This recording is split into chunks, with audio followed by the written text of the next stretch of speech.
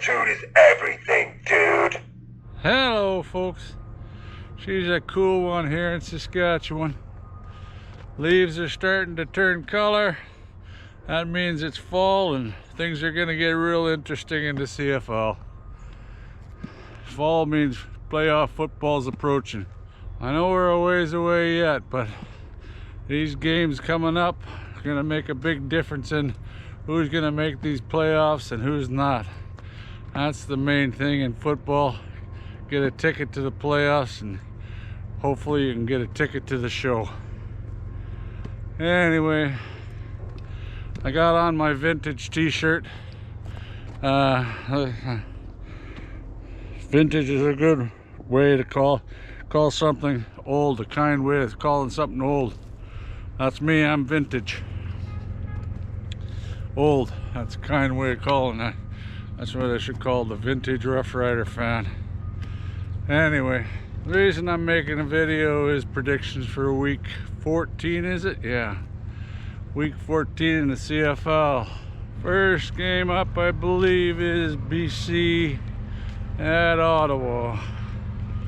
I'm taking BC in this one. I think their defense is finally going to start playing some football. And Ottawa, they've got a lot of guys missing big time. They got an injury list a mile long, and I think they had from last week, I think there's 8 changes on the squad. That's never a good thing. And I think Rourke, he's due to start playing a little better. And Butler, that's one thing that amazes me with BC. They don't even run a backup for Butler. That'd be disastrous if he went down during the game. Anyway, I'm taking BC in that one. The next game is Hamilton, Montreal. This is my upset one. I picked Hamilton to win out of the East, but Montreal is going to start coming on too. Everybody knows I'm a defensive guy, and their main guy is coming back.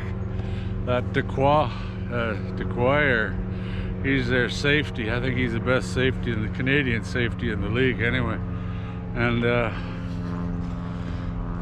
plus they've getting back a whole load of receivers. That Mac, Philpott, I believe, is it, and their kick returner. But like I said, I think Montreal, they had one of the bloody best defenses, and they just haven't been playing that well. And with Hamilton, everybody gonna know now that they got a one-dimensional team on offense. You know, it's mainly pass. And with that Dequoy coming back, the old pickoff artist back there, I can see Bo throwing a couple picks. That might be the difference in the game. Hamilton, I don't know why they don't use their running backs more. They got decent running backs. It just you just can't be all totally one-dimensional in this league. It just doesn't work. And we'll skip by the Saskatchewan game. Comment a bit about it in the end there, but I'll make a video tomorrow about a game day video once I see the lineups. I hate not seeing the lineups and making predictions, but I don't really have to see the lineup for the Calgary Edmonton game in Elkville. I can't see the outcome of this game being any different than the last time they played. Maybe they'll put Ford in, because what can it hurt, you know? Cody has just been running around like a chicken with his head cut off, and they're catching him every time. And plus they lost a couple guys. I believe Kresna and what's the other guy, Brinkman. Kresna's out for sure. The other guy, I think he's doubtful. I don't think it'd matter much. You know, like Adams, They won the game last time, and Adams didn't even play that well. He played crap, and they still won.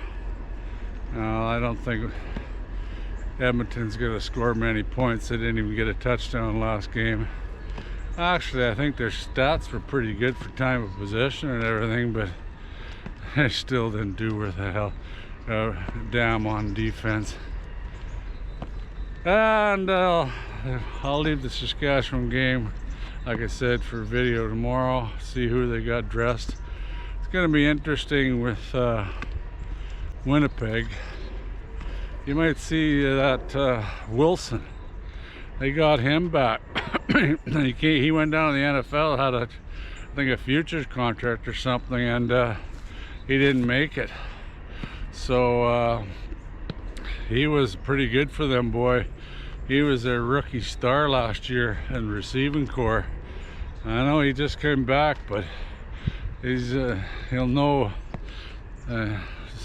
Zach, and he knows Wilson, so, and he used him lots, so I wouldn't doubt if you might see him back in the lineup.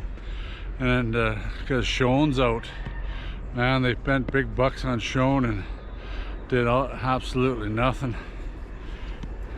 And you know, another guy you might see, that defensive back, Houston.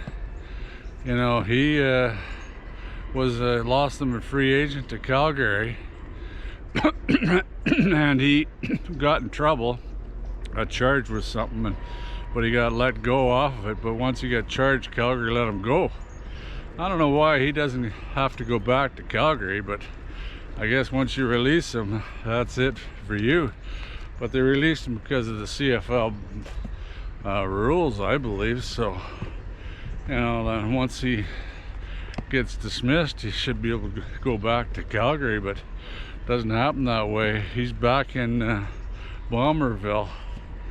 And like I said, later, a little bit more later on that game, I expect, because of all the wine in there in Winnipeg about not using their prized running back Oliveira, you're going to see him no matter what, you know. But I'm not afraid of stopping him with our D-line. Anyway, more about that in the next video with the game day video. That's who I'm picking this week anyway. The Riders, BC, Calgary, and Montreal. That's my upset game, actually. I just got a feeling that they're gonna stone them, hold Hamilton down to less points than they score. They're worried about that Morgan, but I don't mind him actually last game. He's about their third or fourth string quarterback, but you know, he didn't play all that bad when he got in there, so that's why I'm taking them as the upset game. Anyway, till next time, go Riders go, and we need this Banjo Bowl big time.